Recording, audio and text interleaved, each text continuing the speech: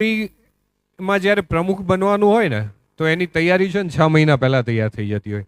સાહેબ એક ટાઈમ એવો હતો કે કોઈ પ્રમુખ બનવા તૈયાર નહોતું. મતલબ એમને કહેવું પડે કે તમે આગળ સ્વીકારો, કારણ કે જવાબદારી મોટી છે. પણ આગળના વર્ષોમાં એવું દેખાઈ રહ્યું છે કે અમારા પ્રમુખ રેડી થતા જાય છે. જેમ કે કૌશલભાઈ છે, એના પછીના વર્ષોમાં અમારા મેહુલભાઈ, કલ્પેશભાઈ ત્રિકમાણી.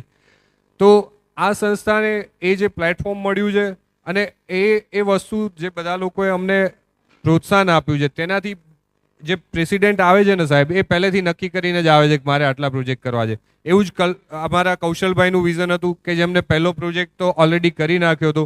આજે બીજો પ્રોજેક્ટ જોઈન્ટ NGO પ્રોજેક્ટ કરી રહ્યા છીએ.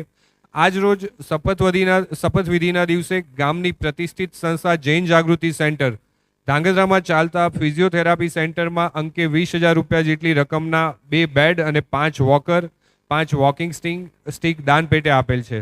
સાધનો ઓલરેડી સેન્ટર ઉપર આવી ગયા છે અને આ પ્રોજેક્ટની માહિતી નીચે મુજબ છે. દાતા છે શ્રી સુશીલાબેન મનોહરલાલ વોરા.